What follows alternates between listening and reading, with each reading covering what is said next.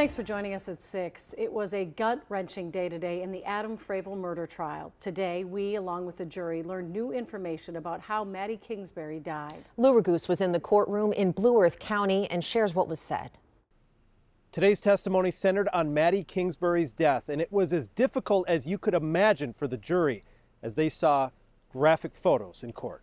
When Maddi Kingsbury's body was found on June 7th last year on a remote property in southern Minnesota, 68 days had passed since her disappearance from her home in Winona.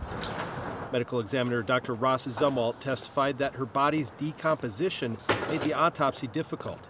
But he testified that asphyxiation, lack of oxygen, was the most likely cause of death. But I don't know if it was caused by compression of the chest, blocking of the airway, compression of the neck. I don't know what the exact mechanism would have been, he said. Dr. Zumwalt testified that Maddi's body was wrapped in a dark gray fitted bedsheet, which prosecutors say matches a set of bedding found at the home she shared with her ex-boyfriend Adam Fravel. And Dr. Zumwalt testified that a bathroom towel was wrapped around Maddi's neck in a slip knot and that it was tight enough to obstruct her breathing.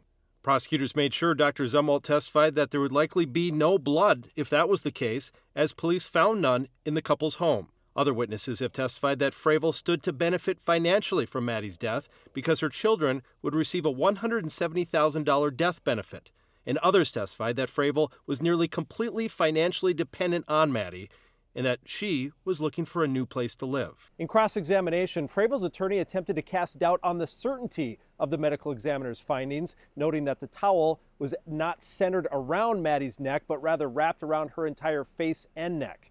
After that, the prosecutor got back up and asked him whether the towel across the face could cause asphyxiation, and the medical examiner answered yes. Back to you.